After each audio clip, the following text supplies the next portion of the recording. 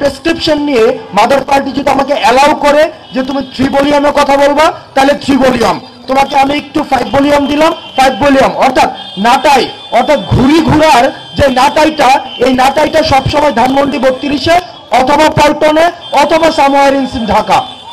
আজকে এই পরিস্থিতি দাঁড়িয়ে আজকে হচ্ছে আমাদের গণ অভ্যুত্থান পরিবর্তী ছাত্র রাজনীতি নিয়ে আমাদের কথা বলতে হচ্ছে। গণ অভ্যুত্থান পরিবর্তী ছাত্র রাজনীতি নিয়ে একটা জায়গা আমরা স্পষ্ট করতে চাই, মানে আলোচনাটা এমন জায়গায় চলে আসছে যে আমাদের মনে হচ্ছে যে প্রেম হবে উপনে এবং সঙ্গম হবে গোপনে। আমাদের একটা এই ধরনের থাকে যে ক্যাম্পাসে একটা মানে মোটামুটি একটা প্রবণতা চলে আসছে।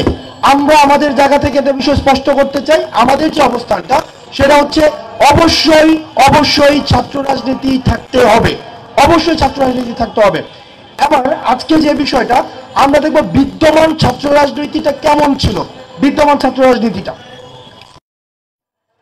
2016 সালে একটা ছেলে ঢাকা বিশ্ববিদ্যালয়ে আসে, এখন সে 3 ফুট আছে এবং তার অবস্থান হয়েছে কবরস্থানে। কথা বলছি হাফিজ মোল্লার কথা। এই হাফিজ মোল্লার অপরাধটা কি ছিল? হাফিজ মোল্লার অপরাধ ছিল সে বিদ্যমান দলীয় যে ছাত্র রাজনীতি, ছাত্রলীগীয় যে ছাত্র রাজনীতি, এই ছাত্রলীগীয় ছাত্র রাজনীতির যে এটি কালচার গ্যাস্ট্রুমে থেকে, এবং সেখানে একটি ছাত্রলীগের যে সিট সংকটটি তৈরি করেছিল, এই সিট সংকটের কারণে তার অবস্থান হয় বারান্দায়, এবং বারান্দায় এই শীতের রাতে সে হচ্ছে ধুকে ধুকে মৃত্যুর কোলে হচ্ছে হেলে পড়েছিল। আপনি দেখেন এই যে বিশ্ববিদ্যালয়ে আমাদের ছাত্র রাজনীতির স্বরূপটাকে, একটা বিশ্ববিদ্যালয়ের কাজ কি? জনগণের খয়রাতের পয়সায় এই বিশ্ববিদ্যালয়গুলো পরিচালিত হয়, জনগণের খয়রাতের পয়সায়। এখন এই জনগণের খয়রাতের পয়সায় এই বিশ্ববিদ্যালয়, এটার মূল লক্ষ্যই হচ্ছে জ্ঞান বিস্তার করা, মূল লক্ষ্যই হচ্ছে আপনার সুবিধাজনক চিন্তাগুলোকে পর্যাপ্ত ভাষা দিয়ে সেখানে জ্ঞান ভিত্তিক এবং একটি গবেষণা ভিত্তিক রাষ্ট্র তৈরি করা। কিন্তু বিদ্যমান যে ছাত্র রাজনীতি রয়েছে, দলীয় যে ছাত্র রাজনীতি রয়েছে, এই দলীয় ছাত্র রাজনীতি আপনাকে কি করেছে? আপনাকে প্রতিদিন ক্লাস মিস দিয়ে মধুর ক্যান্টিনে এসে উমুক ভাই রাজপথ ভয় নাই, নেতা তোমার ভয় নাই, রাজপথ ছাড়ি নাই বলে আপনাকে মধুর ক্যান্টিনে আসতে বাধ্য করেছে। এই যে বিদ্যমান দলীয় ছাত্র রাজনীতি, আপনার দলীয় ছাত্র রাজনীতি আপনার রিডিং রুমে না গিয়ে আপনাকে নেতা যখন ব্যাডমিন্টন খেলে সেখানে নেতার পাশে এসে হাতে তালি দিতে আপনাকে বাধ্য করেছে। বিদ্যমান দলীয় ছাত্র রাজনীতি আপনাকে সিটের অধিকার থেকে বঞ্চিত করে, নেতা থাকে সিঙ্গেল রুমে আর কর্মীরা থাকলে 32 জনের একটা রুমের গণরুমে। তাইলে দেখেন এই যে বিদ্যমান রাজনীতি কাঠামোতে যেখানে ছাত্র নেতাদের কথা বলার উচিত ছিল যে ক্যান্টিনে কিভাবে ভর্তুকি আনা যায়, সেখানে দলীয় ছাত্র রাজনীতিতে আমরা দেখেছি কিভাবে প্রজেক্ট পার্সেন্টেজ নেওয়া যায়। দ্বিতীয়ত, যেখানে ছাত্র নেতাদের কাজ ছিল কিভাবে ক্যাম্পাসে সিটের সমস্যা সমাধান করে আবাসিক সুবিধা আরো বৃদ্ধি করা যায়, সেটির জন্য সেখানে আমরা দেখেছি যে ছাত্র নেতারা রয়েছে তারা গণরুম সমস্যাকে জিয়ে রেখে কিভাবে ছাত্রদেরকে প্রটোকল রাজনীতিকে ইন্ট্রোডিউস করা।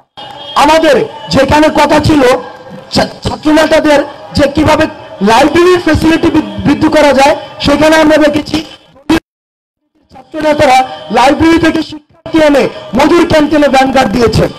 আজকে এই পরিস্থিতিতে আপনি দেখবেন 5ই আগস্ট পরবর্তী সময়ে যখনই ক্যাম্পাস থেকে দলীয় ছাত্র রাজনীতির ছাত্রলীগ নিষিদ্ধ হয়েছে, ক্যাম্পাস থেকে তাদের হল থেকে উৎখাত হয়েছে, তখনই কিন্তু কৃত্রিমভাবে যে সৃষ্ট যে সিট সমস্যাটি সেটি কিন্তু সমাধান হয়ে গিয়েছে।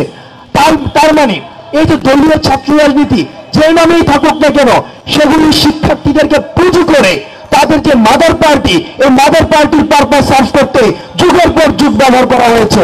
অর্থাৎ নেতা থাকবে একদম সর্বোচ্চ, নেতা যা বলবে নেতা থেকে নেতার ওই ক্যাম্পাসে বাস্তবায়ন হবে, এটাই হচ্ছে মূলত কাজ। এবং আমরা যখন দলীয় ছাত্র রাজনীতির নেতাদের সাথে বিভিন্ন ইস্যুতে দলীয় ছাত্র রাজনীতি ক্যাম্পাসে কেন থাকবে, এটার পক্ষে একটা যুক্তি হচ্ছে যে তাহলে নাকি নেতা তৈরি হবে না। আপনি যদি 48 দেখেন, আপনি যদি 71 দেখেন, 90 দেখেন, 18 দেখেন, 24 দেখেন, দলীয় ছাত্র রাজনীতির যতগুলো নেতা ছিল এই জাতীয় স্বার্থের এগেনস্টে দাঁড়িয়েছে। 48 কোনো 52 কোনো আওয়ামী লীগ নেতার 144 ধারা ভাঙে নাই। 71 আওয়ামী লীগের ভূমিকা নিয়ে এখনো পর্যন্ত প্রশ্ন রয়েছে। আন্দোলনে আমরা ছাত্রলীগের ভূমিকা দেখেছি, আমরা কোটা সংস্কার আন্দোলনে দলীয় ছাত্র রাজনীতির ভূমিকা দেখেছি। 24-এর আজকে যে গণঅভ্যুত্থানটি হয়েছে সেটি কিন্তু দলীয় ছাত্র রাজনীতির যে ব্যানারে, সেই ব্যানারে যখনই যতগুলো আন্দোলন হয়েছে সেগুলি কিন্তু সফলতার মুখ দেখেনি।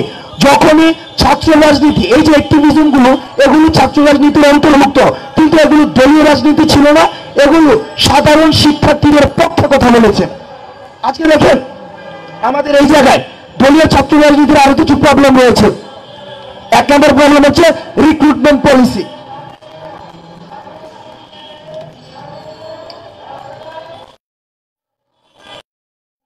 ঘটনা বলে আমাদের বিজয় 71 হলে একটা ছেলে ছিল, রুম ভেঙেছিল। প্রভু, আমরা সবাই কলেজে রুমে থাকতাম, ভাঙলো একটা ছাত্রলীগের একটা প্রোগ্রামের কারণে। সেই দিন তার পত্রিকায় ছবি আসছে যে প্রবেশকারের রুম ভাঙা হয়েছে।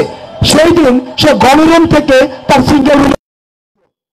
আপনি যদি দেখেন বিদ্যমান যে দলীয় ছাত্র রাজনীতি রয়েছে, বিদ্যমান দলীয় ছাত্র রাজনীতির রিক্রুটমেন্ট পলিসিটা কি, সেখানে কিভাবে নেতা নির্বাচন করা হয়, সেখানে নেতা নির্বাচন করা হয় সেটা হচ্ছে মাদার পার্টি সিগনেচার করা প্যাডের মধ্যে নেতা নির্বাচন করা হয়। আপনার যখন প্রমোশনের জন্য, বড় পোস্টের জন্য আপনি মাদার পার্টির মুখোমুখি হবেন, তখন মাদার পার্টির এজেন্ডা আপনি ক্যাম্পাসে কখনই ছাত্রদের জন্য নিরপেক্ষভাবে কাজ করতে পারবে না। আপনি যদি সিটের ইস্যুটি দেখেন তাহলে আপনি দেখবেন আমরা দলীয় ছাত্র রাজনীতি সহ বিশ্ববিদ্যালয় দেখেছি, দলীয় ছাত্র রাজনীতি ছাড়া বিশ্ববিদ্যালয় দেখেছি। যেখানে দলীয় ছাত্র রাজনীতি, খুলনা বিশ্ববিদ্যালয়, সেখানে কিন্তু সিট সংকট নেই। আমরা বুয়েটে দেখেন বর্তমানে দলীয় ছাত্র রাজনীতি নেই।